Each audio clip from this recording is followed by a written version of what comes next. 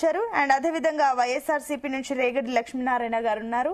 And అదేవిధంగా జనసేన నుంచి వేణు గారు ఉన్నారు. ఇంకా అదేవిధంగా రాజకీయ విశ్లేషకులు మస్తన్ రావు గారు ఉన్నారు.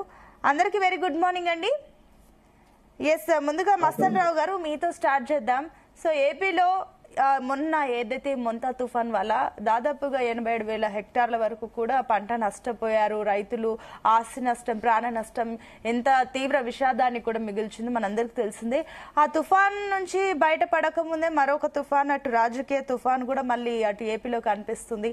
అండ్ జగన్ కూడా నిన్న బయటకు వచ్చేసి కూడా కొన్ని కమెంట్స్ అయితే చేయడం అయితే జరిగింది. సో ఏంటి దీనిపైన మీరు ఏమనుకుంటున్నారు? రాజకీయంగా ఇది ఏ రకంగా ఎలాంటి మలుపులు తీసుకునే అవకాశం ఉందనుకోవచ్చు? గుడ్ మార్నింగ్ అండి. జీ తెలుగు ప్రేక్షకులకు, అదేవిధంగా ప్యానల్ పెద్దలకు మీకు కూడా. మోంతా తుఫాను యాక్చువల్గా ఏంటంటే చాలా తీవ్రమైన తుఫానుగా మొదట అందరం కూడా భావించాము. నేను వాతావరణ అధికారులు కూడా అదే విధమైన మనకి దిశానిర్దేశం చేశారు. ఇలా చాలా జాగ్రత్తగా ఉండాలి, అదే చాలా ప్రెజర్ ఎక్కువగా ఉంటుంది కాబట్టి అది తీవ్ర నష్టాలను మిగిల్చే అవకాశం ఉంది, అందరూ అప్రమత్తంగా ఉండాలి. దేవుడి దేవుళ్ళు కానీ లేదా ప్రకృతి సహకరించడం వల్ల కానీ అది తీరం దాటే సమయానికి చాలా తక్కువ నష్టాలు, అంటే ఆ భారీ వర్షాల కారణంగా కొంత రోడ్లు కానీ, లేదంటే పంటలు కానీ, లేదంటే రొయ్యల చెరువులు లాంటివి కానీ అట్లాంటివి దెబ్బతిన్నాయి. అది కూడా వాళ్ళు చెప్పిన దాంతో పోలిస్తే చాలా తక్కువ నష్టం విధించినట్టుగా మనం భావించవచ్చు.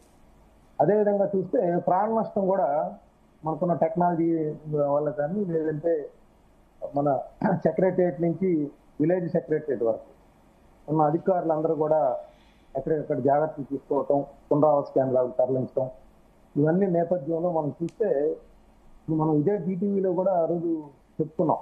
చంద్రబాబు నాయుడు గారు ఏ విధంగా మేనేజ్ చేశారు, ఆయనకి మంచి మార్కులు పడ్డాయనే విషయం కూడా మనం ఇచ్చిన ఐటమ్స్ ఇచ్చిన పరిస్థితి చూసాం.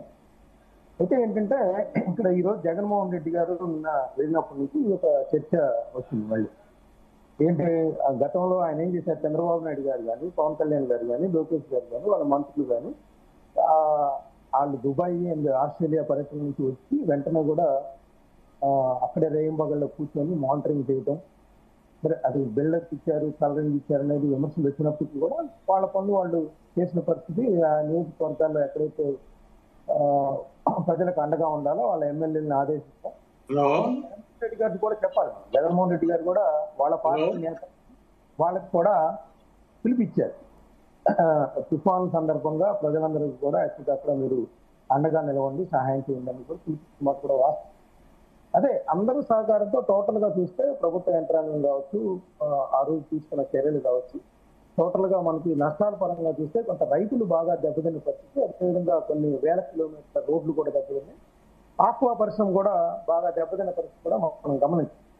దానిలో ఎటువంటి సందేహం లేదు. అంటే జనరల్ గా తుఫాన్లు వచ్చినప్పుడు మనం ఇప్పుడున్న టెక్నాలజీ ఉపయోగించుకొని ప్రాణ నష్టం తక్కువగా చేసి ఏదైనా పంట నష్టం ఉంటే వాళ్ళని తర్వాత కాలంలో వాళ్ళని ఆదుకోవటం, ఎన్యూమరేట్ చేయటం, ఆయా కుటుంబాలని అప్పుడు ఎప్పుడైతే తుఫాన్ సందర్భంగా వాళ్ళు అక్కడ ఇళ్లలో ఉండి ప్రమాదాలు గురి కాకుండా పునరావాస కేంద్రాలకు తరలించి వాళ్ళకి మళ్ళీ తిరిగి వెళ్ళేటప్పుడు ఆర్థిక సహాయం అందజేయటం, ఆ పునరావాస కేంద్రాల్లో భోజనాలు కానీ, వాళ్ళకి సంబంధించిన ఆహార సదుపాయాలు కానీ, వసతి సదుపాయాలు కానీ వస్తుంది.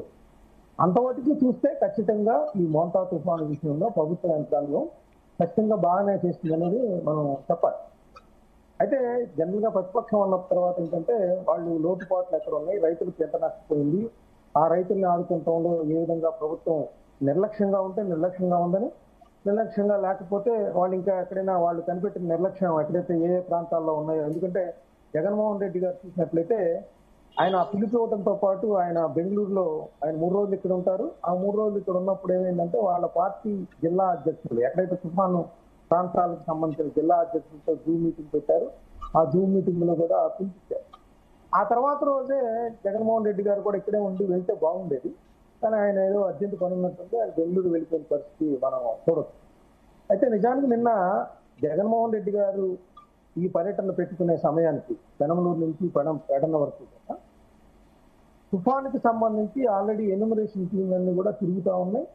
వాటికి సంబంధించిన అంచనాలు జరుగుతూ ఉన్నాయి. ప్రాథమిక అంచనా వేశారు. ఆ ప్రాథమిక అంచనాలో దగ్గర 75,000 ఎకరాల్లో పంట నష్టం దెబ్బతింది. అదేవిధంగా ఆక్రా రంగానికి సంబంధించి దాదాపు 500 కోట్ల పైగా దెబ్బతిన్నాయి. 1434 గ్రామాల్లో రోడ్లు కావచ్చు, లేకపోతే 58 పట్టణాల్లో రోడ్లు కావచ్చు, ఇట్లా దెబ్బతిన్న పరిస్థితి కూడా ఉంది. మొత్తాన్ని చూస్తున్నట్లయితే వీటన్నిటికీ కూడా 2,744 కోట్ల రూపాయలు అవసరం.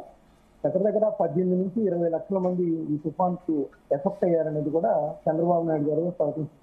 ఆ తర్వాత ఆయన పెట్టుబడుల కోసం అనేది ముందుగా నిర్ణయించిన ప్రకారం నన్ను అయితే నిన్న జగన్మోహన్ రెడ్డి గారు విమర్శలు చూస్తే ఏంటంటే, ఆయన విమర్శలు అంతా కూడా తుఫాను నష్టం కంటే కూడా ఈ కూటమి సర్కారు వచ్చిన తర్వాత సంవత్సరానికి ఇస్తానన్న 20,000 ఇవ్వలేదు, కేవలం 7,000 మాత్రమే ఇచ్చి ఊరుకున్నారు.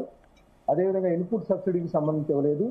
ఈ 16 నెలల కాలంలో దాదాపు చాలా సార్లు భారీ వర్షాలు, అకాల వర్షాలు వచ్చినప్పుడు కూడా దెబ్బతిన్నా కూడా సహాయం చేయలేదు. అదేవిధంగా పంటల బీమాకి సంబంధించి ఆ బీమా కట్టడంలో చాలా తక్కువ మంది కట్టారు. దానివల్ల రైతులు పెద్ద ఎత్తున నష్టపోయే ప్రమాదం ఉంది. అదే మేమున్నప్పుడైతే 3 పూలు 6 కాయలుగా జరిగేది.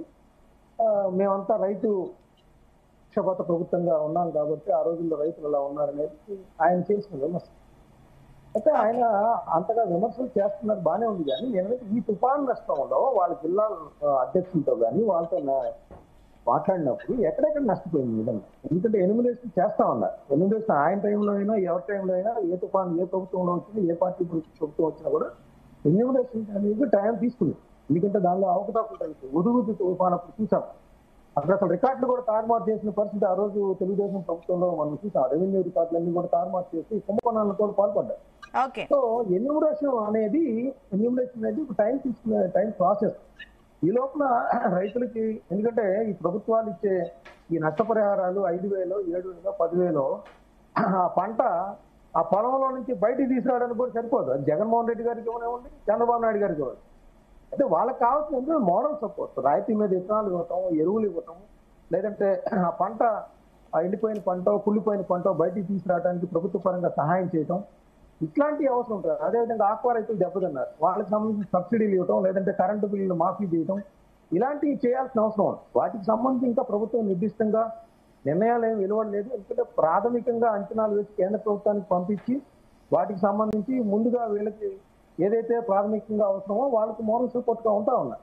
ఎన్యూమరేషన్ అయిన తర్వాత వాళ్ళు ఇచ్చే నష్టపరిహారము, అనౌన్స్ చేసిన నష్టపరిహారం, వాటి మీద ఆయన విమర్శలు చేసినా లేదా ఎంత ఇవ్వాలని డిమాండ్ చేసినా బాగుండేది. నిన్న అది ఎక్కడా కనపడలేదు. ఆయన ఎంత ఎకరానికి మళ్ళీ వస్తాను, ఒక నిమిషం మళ్ళీ వస్తాను.